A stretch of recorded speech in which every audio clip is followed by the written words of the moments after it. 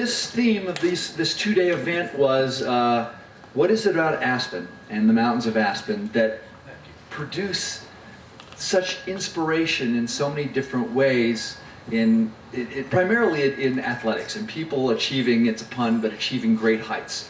And we had Mike Merle yesterday morning talking about he and his brother's skiing expeditions. We had Mayor Steve Scadron yesterday afternoon looking at his ideas on how to sort of maybe do a quantum shift in Aspen's economy and take advantage of turning Aspen into a center of research for this new sort of trend in people enjoying uphill activities. And today I'm awed and humbled to be up here next to these guys because they're both two of the nicest guys in the world. Stop. No, and absolutely world-class athletes and climbers. Chris Davenport, one of the best skiers in the world, has some amazing firsts, including the first man to ski all 54, or did you count 55? How many did you count of the 14ers?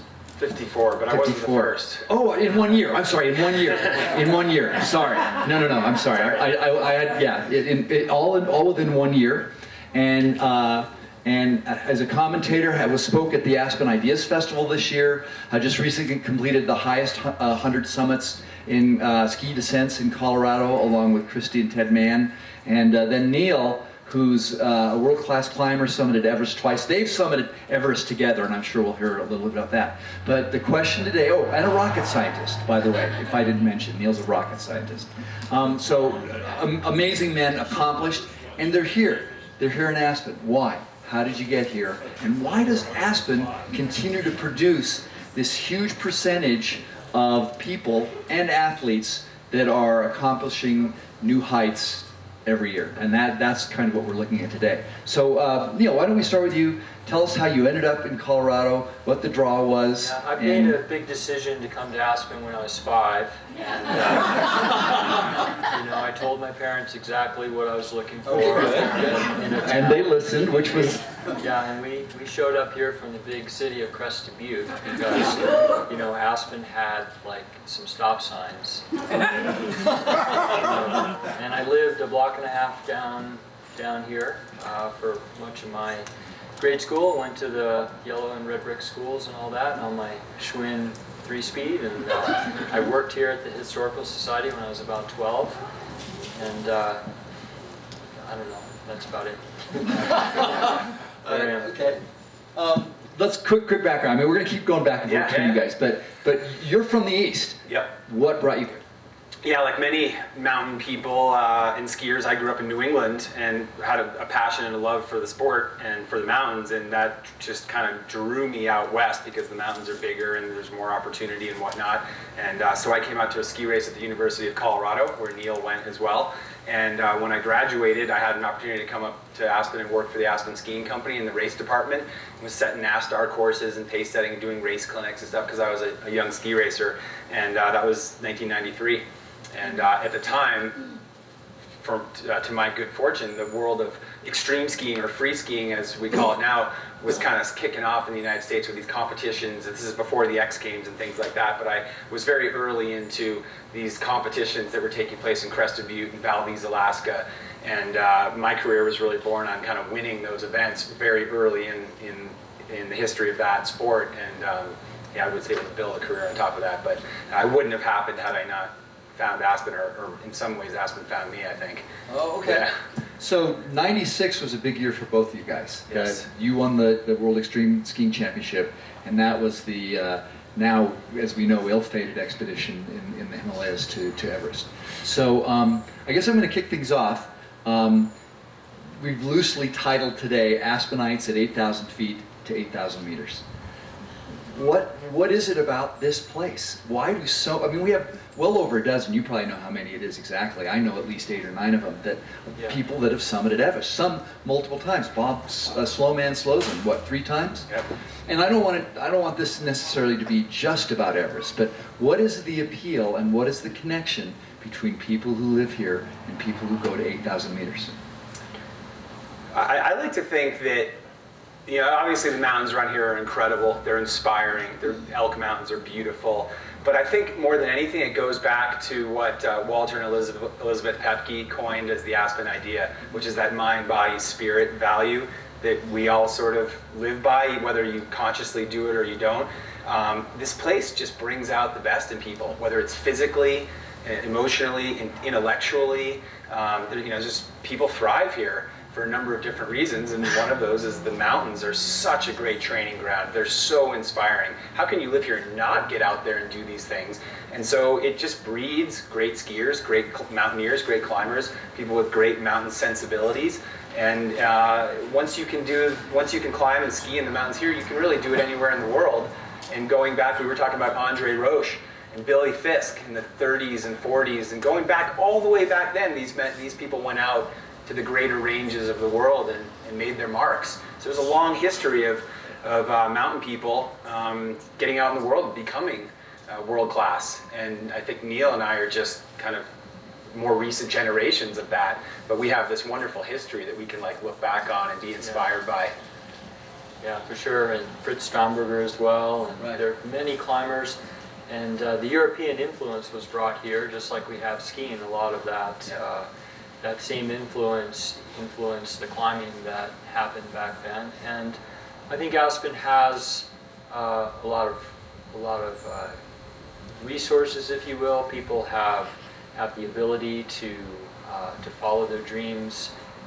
Whether it's in skiing or climbing or intellectually with the institutes and things like that. So I think a lot of people that have come here have had the opportunity to find perhaps a mentor or something that challenged them and pursue that and go off to these greater mountains. Did you have somebody who you considered a mentor? Yeah, I would say so. Fritz was inspiring. I met him a bunch of times, but I was a different generation away from him in climbing. The person that I climbed with as a young kid that really inspired me and helped me along here was probably Michael Kennedy. Michael's not all that much older, but back when I was young, that difference made a difference, and we climbed together tons throughout our lives here, and I really enjoyed sort of getting his perspective on things, and he challenged and pushed me to do different things as well. Did you have somebody, Chris, that offered that sort of elder voice? Yeah, I did, and it's Lou Dawson. Lou was the first person to climb and ski all the 14ers, and he was a climber and skier, obviously, in Aspen prominence in the 70s. Just so you know, Michael and Lou were my first choices, and you guys are like, okay. Great, yeah. Right. That's appropriate. Bring in the young guns when you need to. But I looked up to those guys, the accomplishments that they had done at that point. I'll just make a comment about 1996 because you mentioned it. Neil was on the ill-fated Into Thin Air Everest expedition with a number of other Aspenites. I was up in Alaska competing in the World Extreme Skiing Championships, and in '96, that particular season on Everest, as you guys know from the Into Thin Air story, there was some commercial competition, but one of the things that they had going there was it was sort of one of the first expeditions that really had like global media tied to it. So they were kind of blogging from base camp. Right. They had satellite internet terminals for maybe not the first time, but among the first time there. And one of the Snowmass ski patrollers who was on the expedition, Charlotte Fox, was looking and had seen on the internet, this is very early on the internet, had seen that I had won the World Extreme Skiing Championships, and she'd sent me an email saying, hey, congratulations. So I get this email when I get back to Aspen from base camp on Mount Everest saying congratulations, and of course I was enthralled by Neil and Tim Madsen, who was there, and Charlotte, the Aspen crew that was over there, and I was following that expedition, but there was this first sort of connection through the internet of like what other Aspenites were doing, which was really cool. And of course, I followed very closely as the trip unraveled with the storm and the disaster that ensued. And but yeah, that's just kind of an interesting side note. But I think, it speaks to Aspenites respecting and appreciating and following each other in all these different things that they do around the world. I went on an expedition with Charlotte and Tim once to Betty Bear Hut. Betty Bear. So yeah, no, it was a blast, and with Tim's mom, I should mention. Yeah, so, Martha. So, what direction is this sport heading in? I mean, we've seen the commercialization of the Everest routes, especially. I mean, it's been made, and obviously this is hyperbole. It's been made possible for almost anyone who's willing to get in shape. It's possible to climb that peak, and that isn't necessarily a good thing, or is it? I mean, what do you guys think?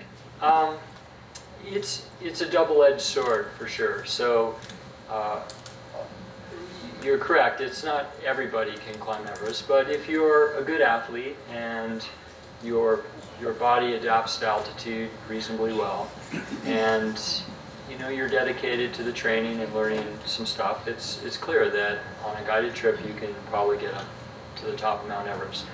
But there's only a few routes like that where that's possible in the Himalayas of that scale. Everything else outside of Everest and perhaps maybe a handful of other routes, you're climbing on your own, and you've got to know what's going on, and not having the experiences will defeat you or kill you for sure. Now, whether or not it's good or bad that that's the case, that you can climb Everest with lack of experience, is, it's really a matter of perspective. That's true of Denali now, that's true of Rainier, it's true of the Matterhorn, it's true of Mount Blanc, it's true of many of the iconic peaks in the world on particular routes. And those routes and the way that the economy in those communities and towns is set up really relies on the fact that that's possible. So to just sort of categorically say that no guiding should happen on Everest, aside from the climbing side of it, does a huge disservice to the Khumbu Valley and the people that are there. I mean, that route and the fact that it supplies jobs and the ripple effects of all that matters tremendously. I mean, hugely. More so than skiing is to Aspen, to the livelihoods of those people there. So I think it's a really, it's a complex question, and to me the answer is not so much black or white, whether people should guide Everest or not, but more in the style and how it's done. So our trip in '96 was at the beginning, not the first, but at the beginning of the commercialization of Everest. And it's been 19 years since then. So it's enough time that we should have gotten our act together yet, but still it's not really a tremendous amount of time where you have one opportunity a year to really sort of change the paradigm of how you do it. So I think it's still evolving, and I think the guiding companies are aware of it, and I think that a lot of great strides have been made to make it sustainable and make it reasonable for all parties. It's interesting though, just a quick note, that I think the biggest challenge and the biggest danger that's happening right now is not the Western guiding companies that are there, but it's the Asian guiding companies who are completely unregulated. They're coming in and they're undercutting all the prices.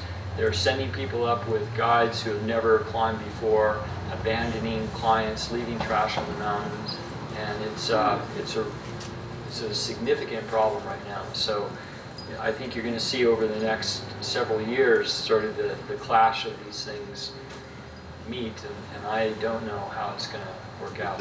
It's been a good sign to me that there have been expeditions dedicated toward cleaning the mountain and bringing the stuff off from previous expeditions. I think that's good, and a lot of publicity is made about some of those things because it's a way for them to raise money for their own expedition. But like when Chris and I were there, we just did it anyway. Sure. We brought stuff down, we cleaned stuff up. It's like, why do you have to have a charter to like clean up? It's an ethic. It's an ethic that we should. It's an ethic that not everybody shares, though. Unfortunately, we in Aspen, if we're walking down the street and you see a bottle on the side, you pick it up. It's just something you do without even thinking about it. But if you're traveling in Asia or in parts of South America, it's not how people think. There's garbage everywhere, and it's just the way it is. It's very different, and the reality is that Everest isn't filthy. I think people sort of get out of control It's a about big it. place. It's a very big place, and the line of climbers that go, there's 4 camps, and people camp in the same places, and if there's any trash, it's quite localized compared to the scale of Everest. And the reality is that Everest is probably cleaner than the rest of the trek and all the other places that you go, even to get to the base camp, because it's a lot of these communities and cultures are not totally developed. They don't have the money or the resources. In some places, just the cultural knowledge or impetus to clean up after things. It's much dirtier. Sanitation is in places quite filthy. So Everest isn't that bad compared to even what's there. And going back to my previous point is that the cleanest, most sanitary place in all of Nepal is the trekking route to Everest, because of the money generated by the fact that there's a guided route there. So again, I'm not trying to, having been a guide there a couple times, I'm not trying to justify all the things that have happened, but it's not totally black and white, and people need to think about it in a much bigger perspective than just the climbing on Everest specifically. It's a local economy. I mean, that's, Totally.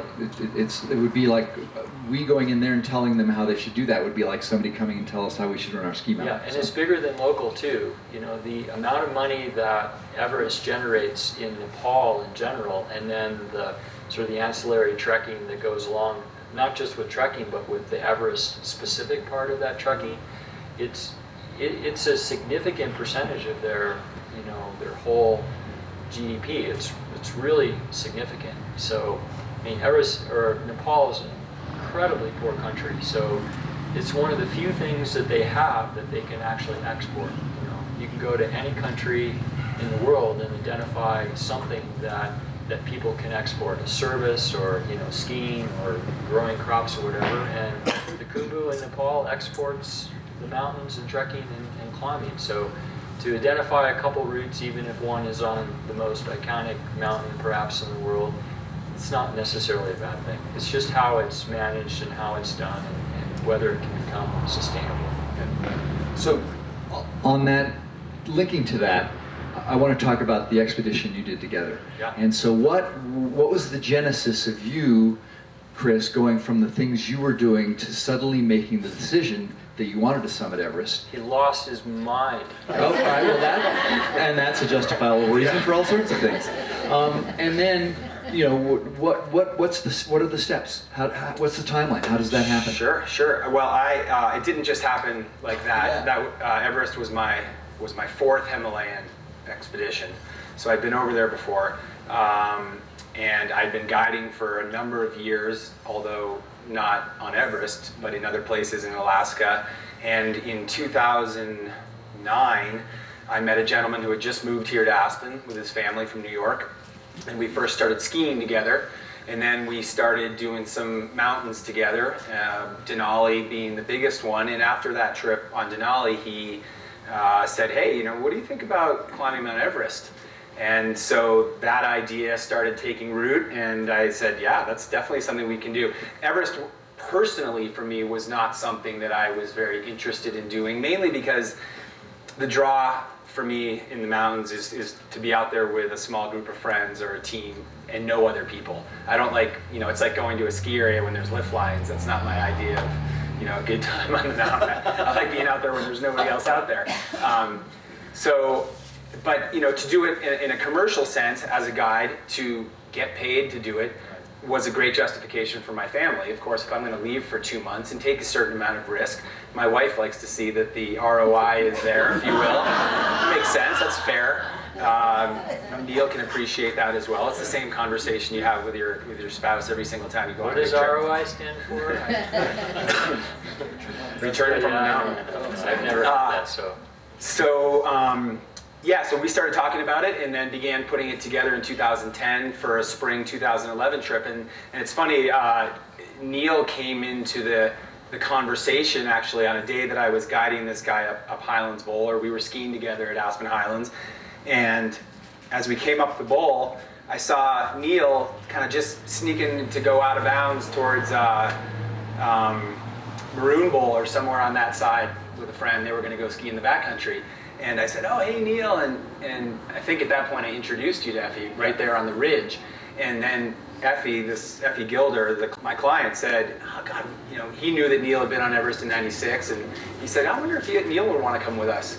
I said, wow, that's an interesting idea. I mean, obviously Neil had a tough trip in '96, a bit of a kind of monkey on his back, if you will, from that trip. Wouldn't it be cool if he could come back under totally different circumstances and have a good trip and kind of, wipe his palate of Everest, of the bad taste from the '96 trip? And so we began talking to Neil, and that began a long conversation that he had to have with his family, and all the pieces needed to kind of fall into place. But sure enough, by winter 2011, we were preparing to leave April 1st to go to Nepal and to climb Everest. And it was a private trip, one client, myself, Neil, and the owner of this guiding company that we were using for all our logistics and support, and some Sherpa staff and crew. And it was great because we could just focus on getting this guy up and down and keeping him safe rather than a whole big team or group of people. We were small, compact, fast, lean and mean, if you will, as a group. And we went over there, and basically, long story short, we had what I would consider almost the perfect trip. We had no issues. We stuck to our schedule. We got up and down the mountain safely with no incidents. Prior to the trip, I said to Effie, I said, listen, I know we're going over there to climb and get you to the summit and down safely, but would you mind if I bring my skis? Because I'm a skier, and you just never know what Mother Nature's going to give you. You got to put yourself in position to succeed, and I would have just killed myself if I was over there and the skiing was good and I didn't have them. So we convinced Effie to allow Neil and I to bring our skis, and we brought them up to Camp 2. And the week before we went to the summit, we actually had this amazing snowstorm that just stuck to the Lhotse face, the big face between Camp 2 and the South Col that you climb up. That's where you see these pictures of hundreds of climbers in a line. That's on the Lhotse face usually. And we went up there on an acclimatization climb one day, sent Effie back down with the Sherpas, and Neil and I cut loose from the rope and traversed out onto the Lhotse face. And it's just the greatest memories of my life as he and I stood there like these just little ants out there on one of the world's biggest alpine faces, and began making powder turns down that face. And it gives me goosebumps to even think about it nowadays. But one of the greatest ski descents of my life, I'm sure you'd agree. We just got the Lhotse. Everest gave us this gift, unbelievable gift. And the face has been skied a number of times, maybe less than 10, but a number of times. But I don't think anyone's ever skied it in powder like we did. And it's big and it's steep, and the whole time we're just like, holy shit, look what we're doing. It was just, and you just got to the bottom. I'm saying that right now. Yeah. I mean, I just couldn't believe it. And it's like, okay, once we had done that, it's like, okay, put the skis away. We're gonna just now focus on getting up to the top and down safely. And Chris had one more little thing he had to do at the bottom of the Lhotse face that I'll relay. So the face is incredibly steep, and you come to the bottom and you get to the kind of the head of the glacial valley, and then you're back on the walking part of the climbing route back to Camp 2, and there's all these crevasses and whatnot, and they use aluminum ladders to get across the crevasses so you don't have to walk around them. And there's one fairly large size crevasse. It's easily as long as this table, maybe a touch more, and a big ladder laid across it. And Chris is standing there, and we're just like, oh, that was so incredible. We can see our tracks in the POW up there, and Chris is like, get your camera, watch this. It's, just like the old expression, hold my beer, watch this. And the last thing that, Chris is going to say here. So he hops his skis up, and he points his skis at the ladder, and he does a rail slide across the ladder, and this massive crevasse, and I was just like, oh. It was the Everest rail slide. It just seemed so appropriate at the end. Yeah. So there's video of that, or a picture? 2 angles. Yeah.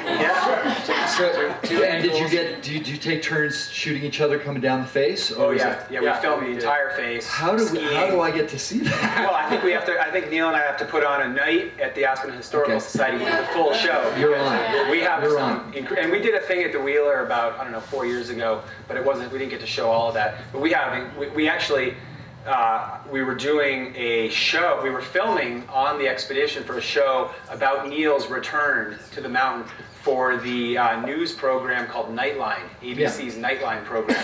So they had paid us a decent amount of money, and me as the cameraman to basically document Neil's return 15 years later back to Everest, and what insights he had and what emotions and memories and things, and it's online if you Google Neil Beidelman. I think it's called Return to the Mountain, ABC's Nightline program. It's a great I don't know, maybe 8-minute piece. Don't let the police blotter stuff that comes up about me. Ignore that part. Ignore that stuff. I don't even remember that. Are you willing to share some of that, those feelings with us? Yeah, it's, I mean, it was kind of as you would expect, I guess, being able to go back and go to this place that had really created a lot of turmoil in many people's lives. And, you know, there were 8 people that died that particular day. Friends of yours? Yeah, friends, two very good friends. No clients from our team, but my expedition leader and good friend Scott Fisher, and then Rob Hall from the other team didn't make it back off the mountain. It was super intense, and basically it's a very long story. I'll just make it quite short. Is that the last Everest and the Himalayas and climbing in general are things that are very important to me, and I just didn't want that to be the last thing that region and that mountain spoke to me. And I wanted to be able to go back and climb with Chris and Effie and do it in good style, and just have a whole different way of being able to look back on Everest. I mean, it doesn't erase what happened in '96, of course, but our trip there was fantastic. We had a great time together. We climbed well. Our client achieved his goals, and so that was really important to me to be able to do that. Thanks for sharing that. Yeah, and just, I mean, I'm not plugging this for any reason. I have no involvement or whatever, but the big screen movie about our trip is coming out this year, September 25th. And it's called Everest, right? It's called Everest. Yeah. So it's based on this story, docudrama, I guess, and the focus of the movie is really a couple people on the other team, and because it's a very compelling story what happened to those two, but we're all, cast in the movie. And so I went back a third time to Everest a few years after Chris and I was there to help film, and we were going to go take shots around the mountain to be used in the movie, and then myself and a couple other people were going to try to get to the top and recreate some of the scenes at the summit for the camera. So it was kind of like the Twilight Zone. I was going to be a stunt double for an actor who was playing me. It was twisted, but that was 2.5 years ago, and right when I had gotten to base camp, there was a huge avalanche, you probably remember. So this is the year before the earthquake, and the avalanche came right down through the middle of the ice fall, and it killed 16 Sherpa, 3 of whom were working for our expedition.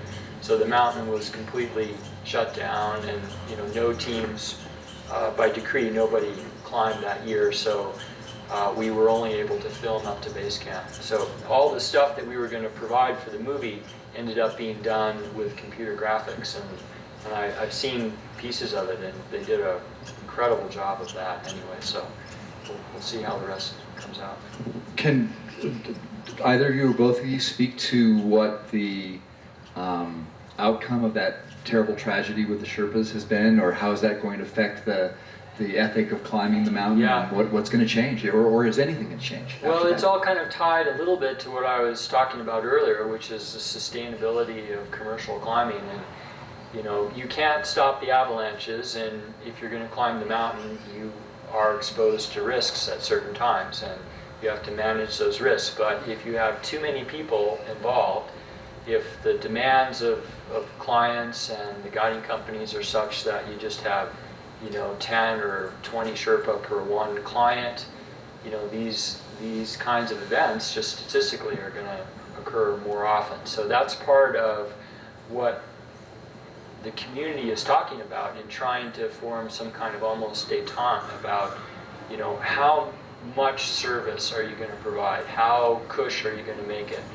You know, and these are very subjective kinds of opinions. And when you're in a competitive environment, in a free market kind of thing, you know, every company wants to improve their services. So it's hard to say, you know, this is where we're going to draw the line on that. So anyway, it's quite complicated, but you know, we'll see. So one particular thing they tried to do this year, just prior to the earthquake, is they changed the route through the ice fall from one that allows the quickest passage, but was exposed to this danger from Serac fall on the side, to one that was more complicated in the middle of the ice fall.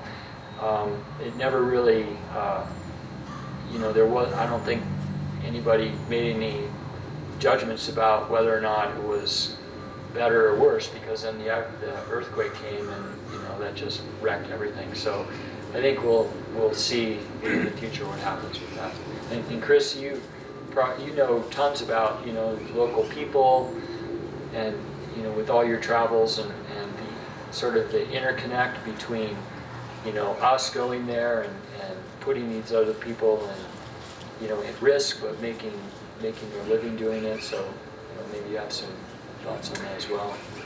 Yeah, I think you answered it quite well. I mean, unfortunately or not, depending how you look at it, the trekking and mountaineering business drives the economy there, and money's money, and Nepal needs it, and it will continue to do so, even in the face of these tragedies, the avalanche through the icefall, the earthquake last year, which got a ton of press for Mount Everest and how it killed some people in base camp, but it killed thousands and thousands and thousands of people in villages outside of Kathmandu near the epicenter, and that's the real story there. So Nepal needs tourism now more than ever. It needs the foreign dollars coming in to help rebuild. The government there is not only inefficient but highly corrupt. So, you know, not all the money goes to these villages that need to be rebuilt. Regardless of whether people like it or not, commercial guiding on Mount Everest will continue. People will figure out how to make it work, and will it be safer than before? Probably not, because I don't think you can make it much safer than it really was. As Neil said, avalanches happen, earthquakes happen, bad decisions happen, human factors happen. We certainly saw people up there doing really dumb things, and you just can't prevent that. All you can do as a commercial outfit, all we can do is vet ourselves and our client, make sure that we're doing the best, or we have the best business practice that we have. As Neil said, there's other guiding companies over there, especially some of the Asian ones, that have much looser interpretations of that. And so the danger is real, it will remain, but in fact Everest is Everest, and it will continue to be a big economic engine for the region and for the country. And we haven't even touched on that, you know, the success rate is, what is it? I mean, off the top of your head, 40%? 50%. So the people making this investment in this trip, it's often the trip of a lifetime, but not always. Mm-hmm. And yet, you know, we hear a wonderful story of your success in an expedition that went perfectly and had great skiing to boot. And yet, for many people, that's not the case. And you have to be honest with yourself on any kind of trip in the mountains, whether we're going to Alaska or here, you know, even here, going on climbing the Maroon Bells or our local peaks. And, you know, when Ted and Christy and I this last year were skiing the 100 highest mountains, you know, we would go out every day just kind of hoping for the best, but expecting that things might happen, and, you know, just kind of being very humble in our approach. And that seems to really work. But in the big mountains, you kind of go there, and we told Effie, our client, like, listen, we're going to do everything in our power to safely get you up and down, but you got to be willing to turn around if the conditions aren't right, if you're not feeling well, if there's some issue, we're turning you around, because, you know, the summit is not worth your life. And you know, he thought a lot about that, because, I mean, it's a huge amount of money and time to go do that, and to turn someone around when they're close. It's a very difficult thing, but the bottom line is your life is your life. You got. Yeah, it's really tough, because when you do turn somebody around, you know, theoretically, all things good happen after that. So you don't know what the probable outcomes would have been had you continued. And what happens a lot at high altitude is that I've seen clients, I've seen myself just in really bad shape at high altitude, you know, and, you know, where it's right to to turn back, that day or that summit, whatever. And then you get down to lower altitudes, and all of a sudden, within minutes, hours at most, you start feeling good again because you're breathing thicker air, and you start second guessing your decisions and all that stuff, and you start rethinking the decision with a clean head. But that's not where you were when that decision was made. So it's really difficult to convince people up there, and then afterwards that was the right decision. Where did you get, because I partly know the answer to this, but they don't. Where did you learn your turnaround ethic? Where did that come from? Well, I think that was instilled in me when I was very young. Like my dad was, we climbed together here and did stuff, and there's nothing secret about it, but the 14er sort of turnaround of noon has basically been a standard for a long time because of the afternoon thunderstorm. So wherever you are, if you turn around at noon, theoretically you can sort of erase all of your mistakes or your slowness, or for whatever reason you haven't made it to the top of that point, you can get back down before you get blasted by lightning and whatnot. And then as you go and you climb bigger peaks and you start seeing things kind of unravel, at times experience can allow you to push those boundaries. I know Chris and I have done some things together outside of sort of the standard protocol, but they were really, in my opinion, they were well sort of rationalized and thought out, and they worked out okay, and we still had escape plans. But you just have to assess where you are and who you're with and how strong and how fast you are, and it's an engineering decision almost, which is what I do. So you think about it, and then you decide what you're going to do or what your plan is with a clear head before you get there. So you're not trying to make it up on the fly when you're, not thinking straight. And I think that's the safest way to go. And isn't that sort of now, Chris, what you're doing is we're talking about risk management. Yeah. And haven't you managed now to create a transition into, I'll use the real world, although for everybody the real world is different, but tell us what you're doing with risk management. Well, I realized at some point, maybe 10 years ago, that all I was really doing out in the mountains was managing risk every day, whether it was with myself or with my partners or with clients of mine. It was constant decision making around understanding risk, understanding what's the worst that can happen in any given situation, and understanding what my options were in any given situation. And the more I thought about this, the more I was like, okay, as a professional risk manager, not only can I use all of these sort of this methodology or these tools that I have to protect people, but I can actually help educate younger mountain athletes and skiers, different people, about what they can do. Because when I was in my 20s, I feel lucky that I'm sitting here today. I thought I knew a lot and I was really strong and I got out there and did a lot of things, but I didn't have a fundamental understanding of what managing risk was. And I think that's true of many mountain people. And you're here. So yeah, now I lecture frequently to corporate groups and to other athletes about risk management and just kind of how to look at it as a sort of overarching theme in what it is that you do out there in the mountains, and give people some tools to help them make better decisions. And I really find it fascinating, kind of studying maybe what I'm capable of, what humans can possibly do when they apply these different rules of risk management. So hopefully it allows me to be sitting here at the Historical Society 40 years from now talking about it. Let's hope so. Let's hope so. Sure. Thanks. So let's go back. Let's come back to Colorado. You've found ways, and I know you have too, to practice what you love and your job. And we talked earlier, Chris spends 240 days a year on skis. Something like that. And everybody goes, oh, how great. And yet he's going to the office. That's going to the office for Chris. So what's left to do in Colorado? Oh gosh, everything. Okay. There's so many things. Tell. Well, the way I like to look at these things is, we just finished skiing the Centennial Peaks the 100 highest mountains in the state. Does anyone know why we call the 100 highest mountains the Centennial Peaks, aside from the obviously the number? Colorado's the Centennial State, right? We became a state in 1876 on the 100th anniversary of the Union. So they called Colorado the Centennial State, and the 100 highest mountains became the Centennial Peaks. And how many are there? Exactly. Yeah. When the bells ring. Yeah. And so, you know, people think of that as like, wow, that's a great thing to check off your bucket list. You've skied the 100 highest mountains. But really, it's counter, or the inverse is true. The more that you go out and do these things, the bigger that list grows. It's not a list that you check off, it's a list that just keeps growing, because every single time I stand on a mountain, I look out and I see 5 other things that look amazing. And so you never actually are kind of checking things off. It's just a list that keeps growing and growing.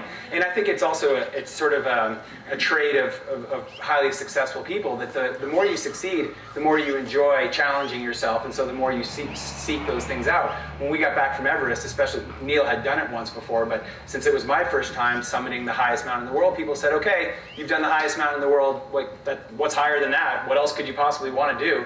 Well, it's like, so much. That's just a number, right? Like, there's so many other things. So it just shows you, when you succeed on Everest, or you succeed on the 100 highest mountains, or whatever it is in your life, it just shows you that you're capable of great things, and then you take that and apply it somewhere else. I'm very goal-oriented. I'm always looking for things that will inspire me out there in the mountains, and out there in the ski industry, in the world of business, in the industry. And so I'm constantly like looking, and these achievements of the past just serve to, you know, allow me to kind of hold the bar at a really high level, if that makes sense. It does. And so there's always things to do, even in our backyard. I mean, Neil and I have been talking about a project here for years, where we want to chain up the 14ers from Snowmass, Capitol Peak, Snowmass Mountain, both Maroon Bells, Pyramid Peak, and Castle in one go, skiing all of them nonstop. Come on, El Nino. Yeah, come on, El Nino. You need snow. Yeah, well, you need snow. It's never been done. Yeah. In fact, I think I'm still the only person to have skied all the Elk 14ers in one season. Did you do that? Yeah. This year? With you. Oh, you did? I didn't. I didn't ski them all with you. No, but you got them all that season too. Okay, well, the two of us sitting up here did. The sad effect of altitude on the human brain. Nobody's ever linked all those together. So, like that, whether or not we do that or not, that would be really difficult. But that's the type of thing that you look at and go, that's really cool. Tying all those together in one trip overland with no support, you know, that would be something big. So there's lots of things that exist out there. It's just up to the imagination. And I think just getting back to Aspen and Aspen mountaineers from 8,000 to 8,000 meters or whatever, we're a very creative lot here in Aspen, very imaginative and inspiring each other. And you know, some other people might see what Neil and I do and go, okay, then we're going to take it to this level, and then we see what they do, and Ted and Christy and I take it to that level. And it's just so cool that we all sort of push each other. And there's an amazing younger generation of 20-somethings in the valley right now that are just doing great things in the mountains, have a good head on their shoulders, and are poised to sort of be the next generation of world-class Aspen mountaineers and skiers. It's really cool to see. It's wonderful to see, because we worry about that. We think Aspen's pricing itself out of the young market. Yeah, but people said that in the 70s, yeah, and no, they said did. it in the 80s, and Sure. they said it in the 90s. There, perfect. Yeah. Aspen continues to be made up of incredible people, you know, and it continues to have these cliches and these reputation, but at the core of it is people that are true to their passions and true to their heart, and, you know, true to, like all of you guys sitting right here. We wouldn't be sitting here if we didn't really believe that this place was something special. I want to ask 2 quick things before we open up to questions, and these are 2 threads that kept coming through yesterday, and we'll do them one at a time. In your travels and your 20 years on Everest, and the 96, that's next year's the 20th anniversary of both those. Mm-hmm. So have you seen an effect? Are glaciers shrinking? Are we seeing a huge effect of global warming on the environments that you're in? And what is that going to do to the sport? What's that going to do? Yeah, opportunities being lost out there because, yeah, glaciers are shrinking. I personally, and without getting into political discussion or anything, I personally believe that the anthropogenic climate change, the human man-made climate change, is real, because I just have to think that 240 years of the Industrial Revolution pumping carbon into the atmosphere is having some effect. Whether that's all the effect, it's up for debate. But we are seeing the glaciers around the world shrink. And I'll just give you a local example. One of our 14ers right here in the valley, Snowmass, was named Snowmass because it had the largest permanent snowfield in Colorado. And I think it was named in either the late 1800s or the early 1900s. It got that name. Now Snowmass doesn't exist. August, if you go up there right now, there's like a patch of snow the size of this table, and that's it. The Snowmass is gone. And we see it in Grand Teton National Park, Glacier National Park, certainly on the Tidewater glaciers in places like Alaska. Greenland just had the biggest mass calving event off of an ice sheet in Greenland, and it actually just raised the sea level last week by like 1 millimeter, just this one event. So we're seeing this stuff. The Alps is probably the worst example, or the best example. Those glaciers have retreated huge kilometers in the last 100 years. And so, again, it doesn't matter whether we're causing that change or not. What matters is it's happening, and that our kids aren't going to have the same opportunities that we had in the mountains. So, I mean, I personally try to do something about it. Neil, what's your take on all that? Well, it's definitely happening. There's a place that many of you can go or have been if you want to just see it sort of in the most stark visual way, and that's in Chamonix. And if you go to the bottom of the Vallée Blanche ski run, there's you kind of end, and then there's a little ski lift that goes up to the Mur de Glace train that comes down from there down to town. So I was there just this spring, and I've been through Chamonix over the years. The last time I was actually right at that point was probably, I don't know, it was a long time, 15 or 18 years ago. So when you get off the glacier, there's a little path you walk, and then eventually they built this little steel staircase that goes up, and you climb to the little lift that gets you back up. And what they've done is they've put little plaques on the stairway where the glacier was at that particular year.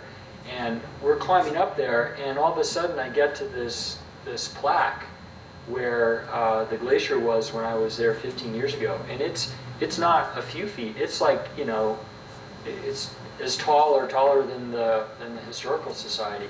And it's just crazy. So the last few years, the distances that the glacier has retreated is just huge. It's like this exponential loss. It's accelerated. And then as you get closer to the tram, you know, the plaques get closer and closer, and a whole decade might be, you know, a few stair steps. So it's really clear. And if you want to see it yet again in a more graphic way that's really fascinating, go to glacierworks.com, which is a website and a project that's put together by David Brashears.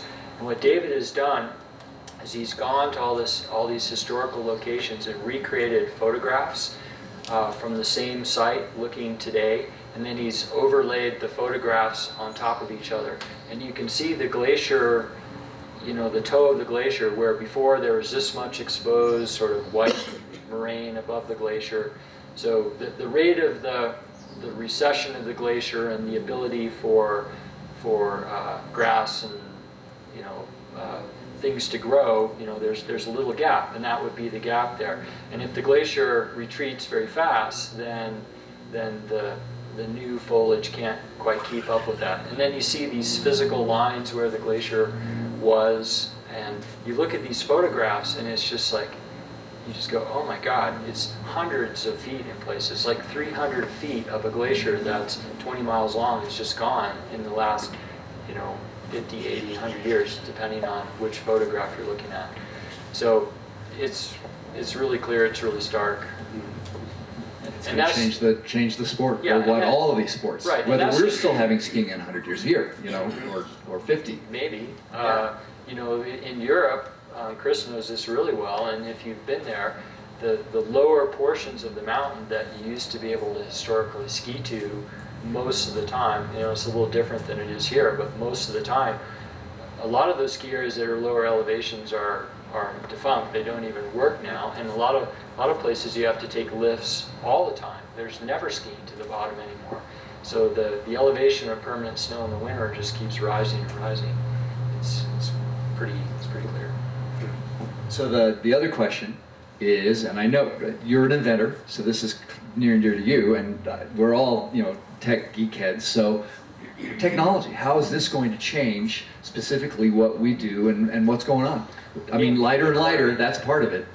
Yeah, that stuff helps and it matters, but if you're strong and fit, it's probably less of the equation. The thing for me, and Chris can jump in on this too, that has changed not just climbing, but whether you're a surfer or a skier or anything, is the immediacy of the information that's out there. You know, the internet and social media, you know, every single surfer knows, you know, 2 minutes after they roll over in bed, where the surf is going off, what the wind direction is, what's happening, and people can instantly go. So you get and the same is true in mountaineering and skiing when there's powder or backcountry avalanche forecasting. You get a bunch of people who now just follow sort of this media wave of where they're told it's really good to go, and you get these incredible spikes of people that just descend on certain places, and it happens, I think, you know, on a daily basis, and it also is happening on a little longer term scale with expeditions. You know, like, oh, this is the cool place to go now because of this, and people tend to go there in longer term trips. And what's happening is that people aren't spread out now, where some people, you know, get lucky and, you know, storm comes in, and other people are places where it's not quite as good. But you get this concentration of adventurers and people all having a good time. And I don't blame them a lot. I use it as well because it's there. But I think it really changes the use and the impact that we have on all these places, all these sites.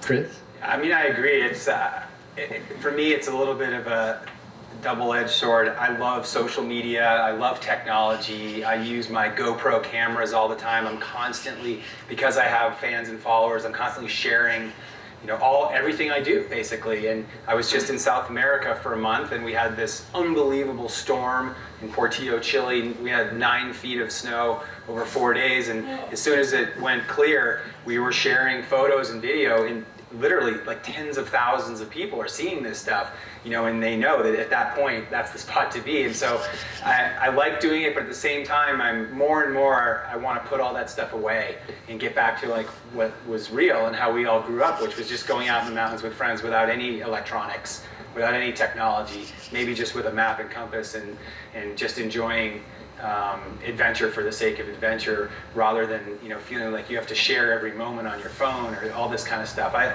don't know. I feel like it does in some ways take away from the expedition style of the past. And even when we were on Everest, you know, we had internet in our dining tent, and we could check in on scores or news in Aspen, or send, you know, our loved ones emails, and that's great and all, but at the same time, it's not like it was for, you know, Fritz Stamberg or Bill Dunaway or Andre Roche in the 40s or 50s, really going on an expedition and writing a letter home. I miss those days. Yeah, it was always a pretty cool thing to return from a long expedition in the Himalaya and beat your letters back that you had given. Or so you could tear that one up that you really didn't want to send. We used to, you know, you'd return from an expedition and hustle over to Walnut House Films and be like, here are my rolls of film. Like, you couldn't wait to see how it all came out.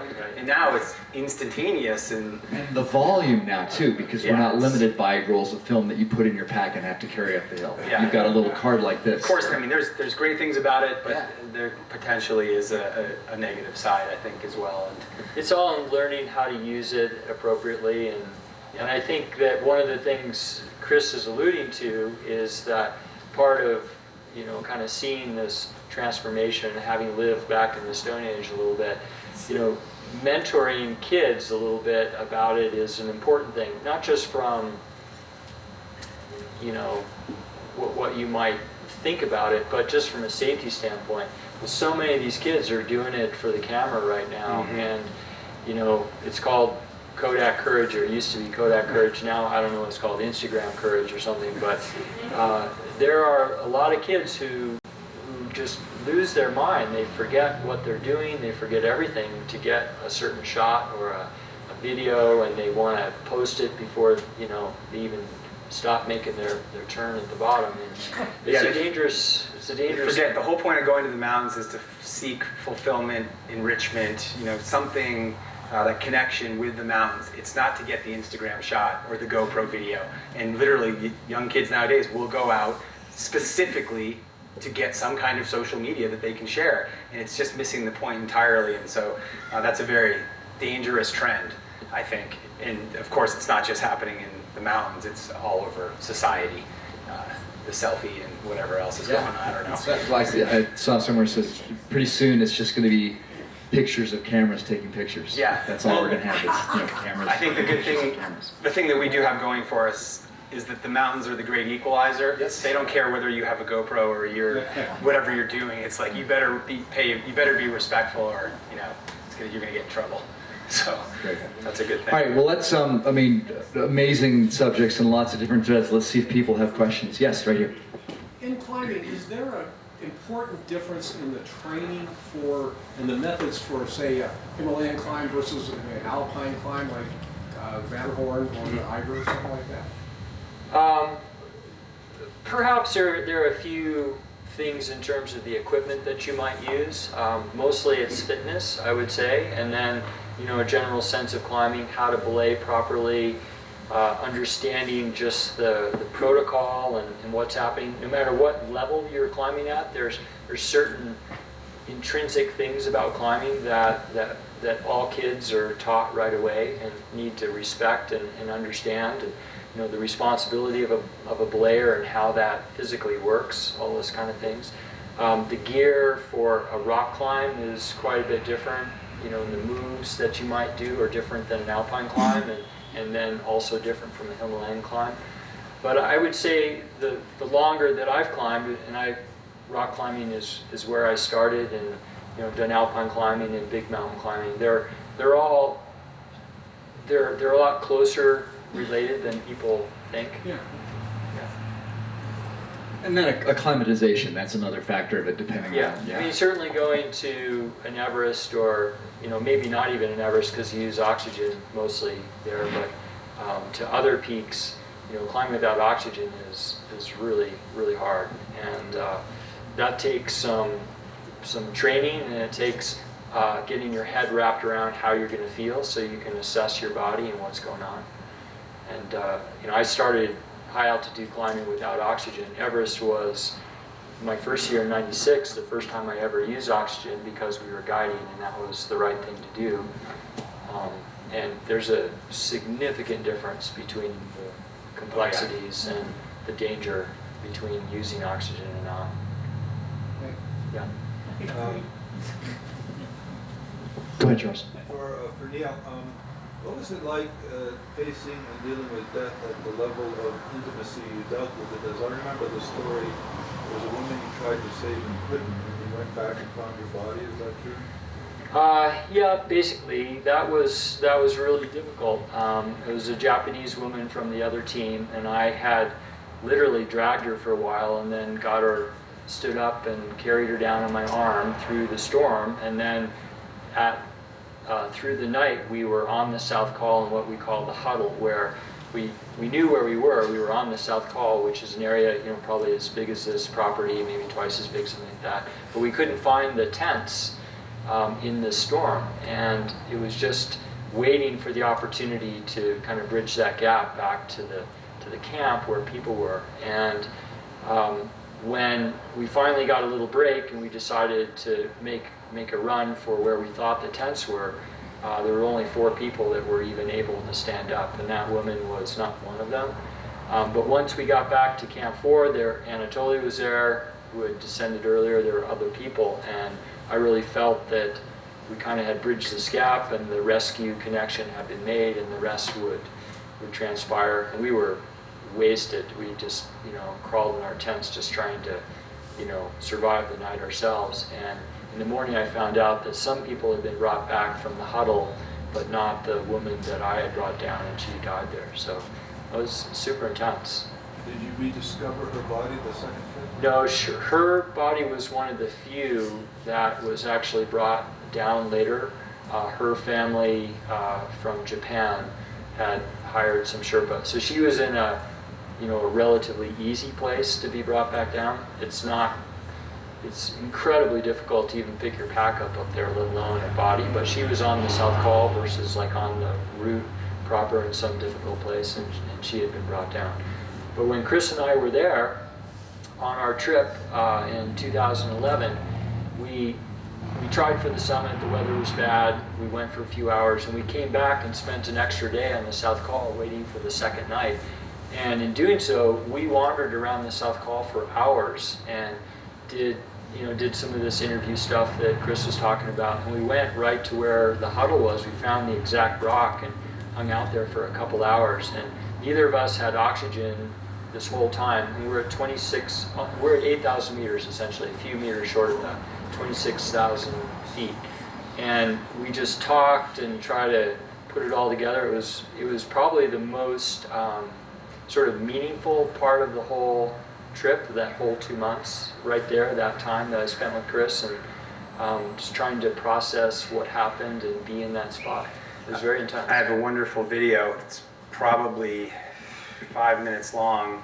An interview with Neil at the spot of the huddle. First time he's been back there, 15 years. And we're sitting up there on this gorgeous day, no oxygen, and he's reliving those memories from 15 years ago at the spot. It's very powerful, very emotional. Something we'd like to probably share with you guys at some point. It was a good thing to experience, to just go through that again. Right. I mean, yeah. Everything that happened when we went back, nothing was going to change the events of what happened in '96. And I mean, I think that's part of getting over a tragedy or an event, anything like that in your life, is that you have to come to some acceptance that history is history. So it's the only thing you can change is yourself, your perception about things, how you move forward in life. And part of being back there was, in some way, truly feeling and accepting the rational thoughts that I couldn't change what had happened, but to go back there at that altitude without oxygen and sort of feel your body and what you're capable of doing, and then realizing, not to blame yourself for certain things, that kind of like I was talking about with clients and turning around earlier, you get back here and you think, well, why didn't I just pick her up and carry her? And you go back there and you realize that there's limitations on physically what's even possible. And those are hard to accept. And people who haven't been to those locations don't necessarily appreciate that. But I didn't even appreciate it when I got back, and I was there. So to go back with Chris and to sort of go through that was very important. Yes. On your climb in 2011, did you use supplemental oxygen, and did your client? We did use supplemental oxygen in 2011. Again, it's sort of the protocol for guiding. You're responsible for people's lives, and it allows you to think more rationally, move more quickly, and gives you a margin of safety that you don't have when you're climbing without oxygen at that elevation. You're very much on the edge. It's a lot more difficult. In fact, some of the world's best climbers have tried to do Everest without oxygen and gotten turned around. The main reason is it's very hard to stay warm when you eliminate that important part of the metabolic process. It's like closing the vents on your wood stove, the fire goes out. When you don't breathe that supplemental oxygen, it's hard to really generate heat, and so you get very cold. And so that oxygen helps keep you warm, allows you to move quicker, allows us to take care of our clients and do the work that we are being paid to do up there. But with that said, Neil and I both felt great at the South Col as we were taking a rest day because of the weather. And so we did cruise around that day at 26,000 feet without oxygen, and both of us felt pretty good in general. And did your client stay in the tent that day? Yeah, he was kind of hanging out. I think he got out and walked a little bit, but Generally, yeah. I mean, you generally don't feel. We might have just lost battery. All right, you can hear me. You Yeah. generally don't feel great up there anyway. You sort of lose your appetite. You're not feeling great, but it's okay. We were trained. Just to answer your thing about fitness, any good aerobic athlete, if you're riding your bike around Aspen or you're skiing Aspen Mountain, you're generally strong, you can do these things. It doesn't require like a special training program just to be able to go and climb Mount Everest. If you're a good aerobic, strong person, you can pull it off. That was a great question. It's interesting. On our trip together, I had this malfunction of my mask probably the last 4 hours or so before the summit.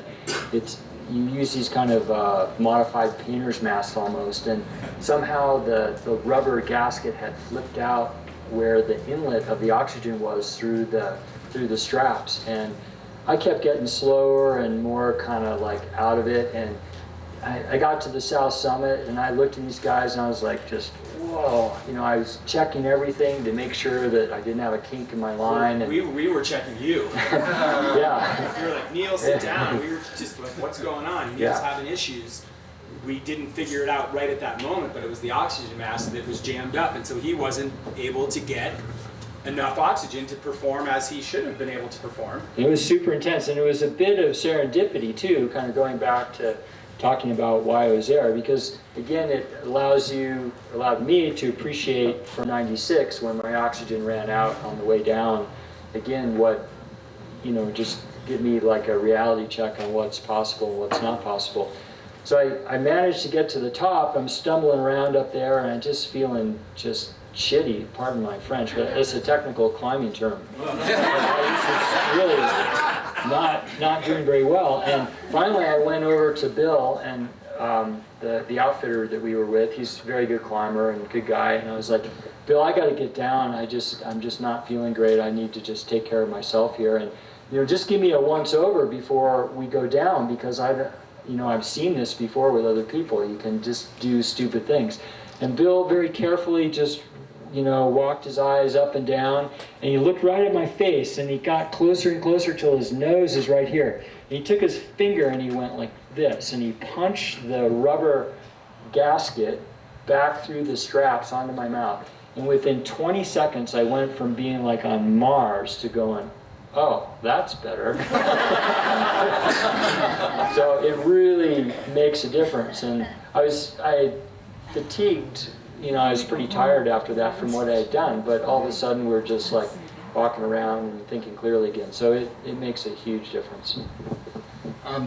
All right, just 2 more questions because we're over time, and I promised these guys an afternoon to go do stuff. So. I love this. Okay, great. So let's get some. How about right here? No, you in the front, yeah. I know some American Indians have an issue when people talk about Columbus discovering America. Like, how do you discover a place that's already occupied?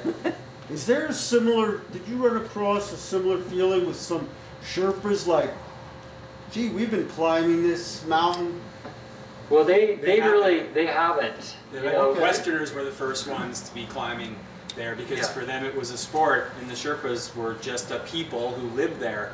They were busy growing crops to stay alive. They were co-opted by Western climbers to help, and so no, there's not really any of that. And the Sherpa people are just some of the nicest, most genuine, humble, hardworking people you'll ever meet. And I know Neil would agree that the relationships that we create with our Sherpa, with our people that are, whether they're working in camp or even some of the porters who may or may not be Sherpa, and our guides that are the Sherpa guides that we're working with, they're just phenomenal.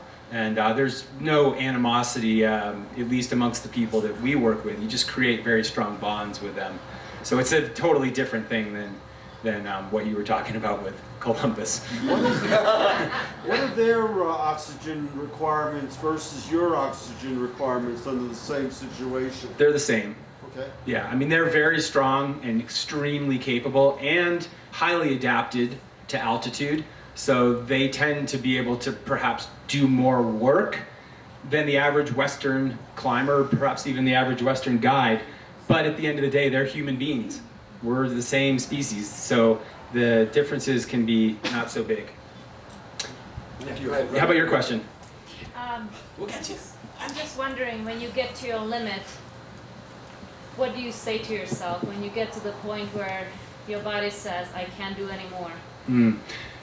that's when you have to be honest with yourself. And we touched on this a little bit when we were talking about our client earlier, is knowing what your physical limits are, what those feel like. When is it time to turn around?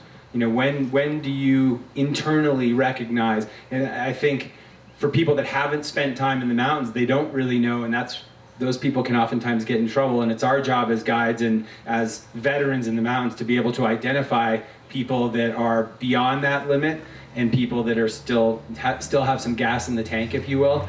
But as elite athletes or people that do this for a living, you kind of like getting close to that limit. It feels good. One of my favorite quotes is the American poet T.S. Eliot says, "Only those willing to risk going too far can possibly find out how far they can go."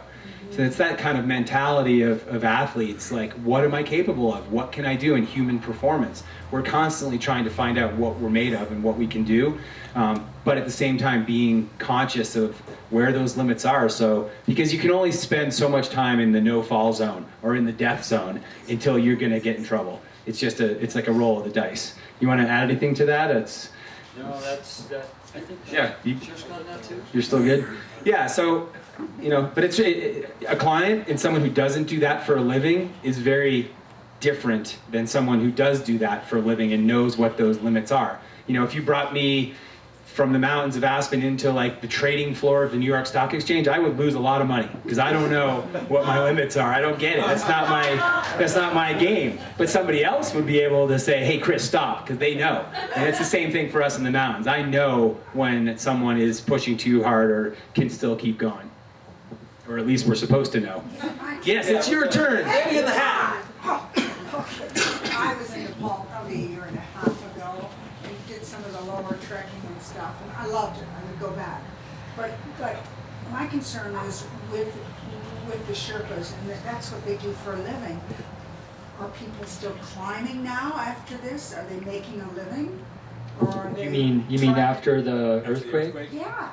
I think that's happening. There are a lot of people that are going now with sort of an open mind They to it. are? Okay, because Yeah. I gave to some charities Yeah. so we could get money funneled. Yeah, to the but right it's going to people. take years and years, if not a decade. I mean, you look at Haiti after the earthquake, and they live in an environment where they can build and fix their communities year round. In Nepal, as soon as the monsoon ends and winter comes up high in the mountains, it's, they're just surviving through the winter. They're not like working like they are in the summer.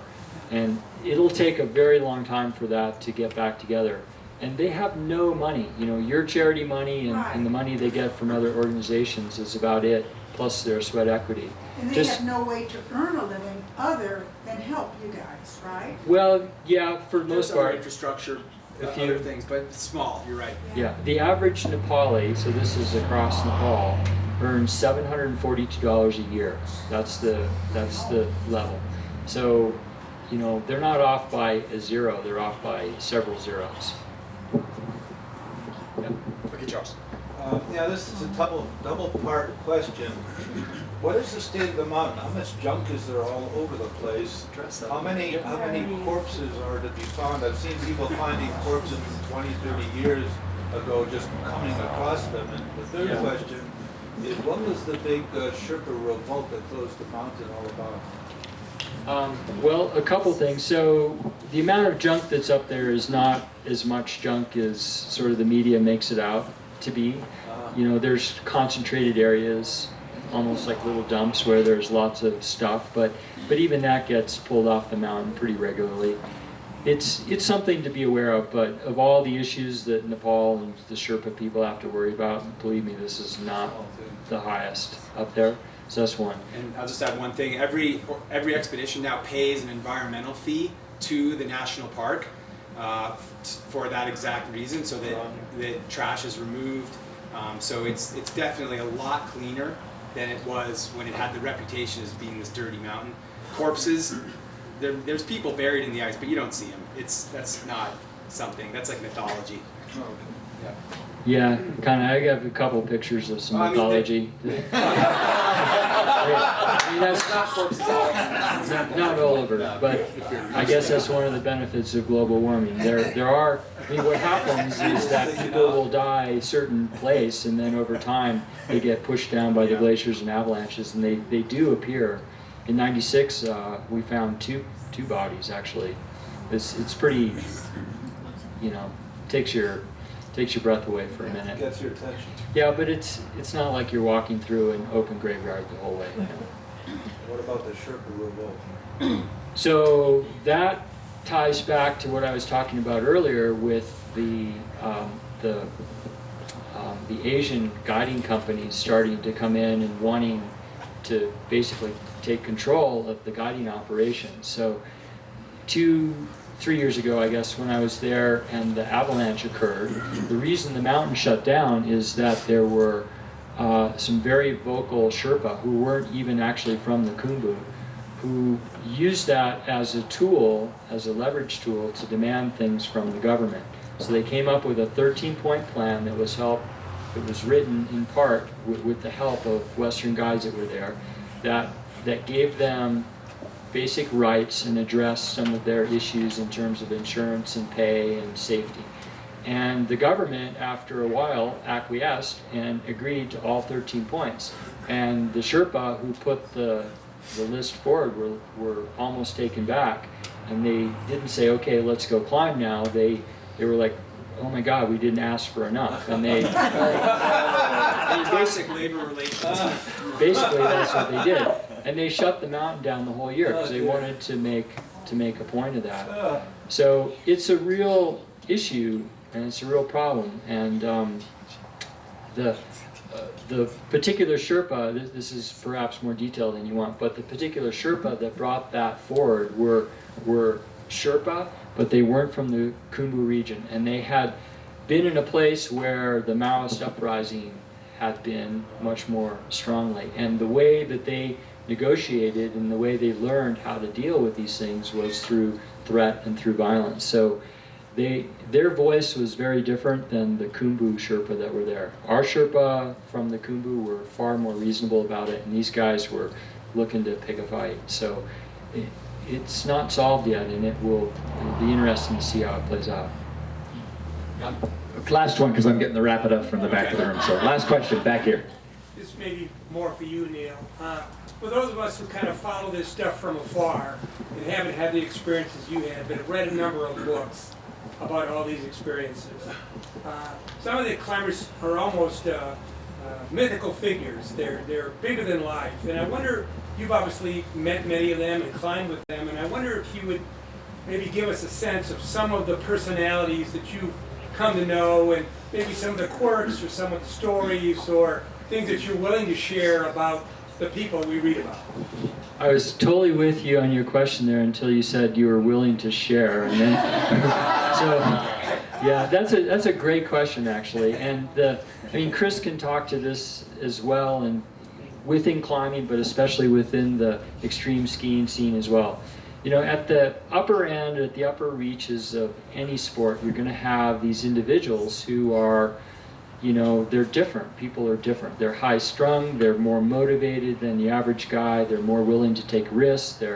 They're more talented. Who knows what makes them, you know, sort of rise to the top of the pile. And in climbing, there are so many characters like that that have these exaggerated traits that are just really fascinating to watch. Some are very lovable and enjoyable to be around. Others, you know, are not so great. They're very competitive and very, very directed in a way that I mean, I understand, but it's not what I aspire to try to be. But I think you'll find the same kinds of people in those environments as you find in politics or in big corporations. Who knows what? Everywhere in life, that where people rise to the top, you know, they're different. They're more focused in a certain way that allows them to achieve what they're after. Just very quickly, the two people that I mentioned before, Scott Fisher and Rob Hall now, who are truly mythical type personalities, and will be even more so once this movie comes out to the general public. They were great guys. They were normal, but they were climbers, and this was their passion. This was what they wanted to do. This was also their vocation. So there were a lot of pressures on them to succeed, from personal level in terms of kind of being the best climber around, to financial pressures, to be able to go back and make this their job and not have to work in a cubicle somewhere. And then the more they're around these environments, the more comfortable they get with people and the stories and things that they do when they're, in these environments are just, they're so funny. They're crazy. Any stories that you'd be willing to? Oh, there's so many. I'll let Chris talk for a minute. I'll think perhaps of one or two. Most of them are probably at minimum R-rated, so. Ask him afterwards. Afterwards. I'll talk for a little bit. He might be interesting.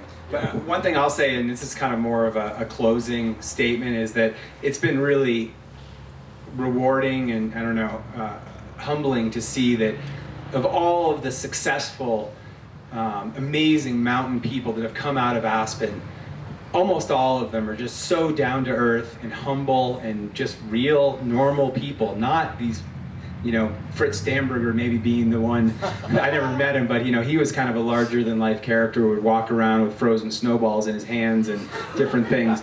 But in general, these people here in Aspen that have been incredibly successful are just such great, humble, down to earth people. And I think that's a cool trait, because the last thing that we want as a community is a bunch of arrogant idiots out there in the mountains representing our town. That's absolutely not what it is. It's just like the best ambassadors for these sports come out of Aspen, and I think that's something that we can all be really, really proud of. Have you thought of a good story yet? I was one of the guides that Neil worked with, who's no longer with us, but who was on that Into Thin Air 1996 trip, was Anatoly Bukreev, Russian climber.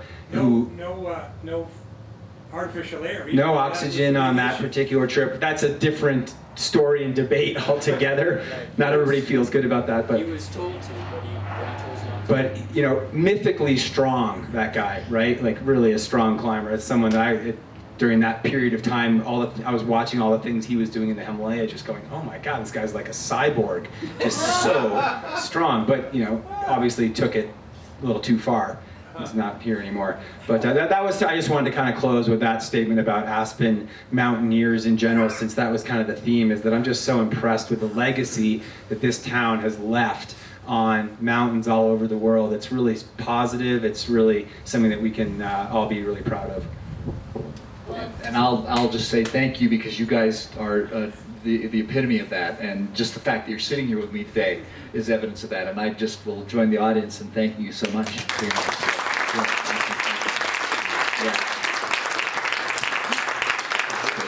Yeah.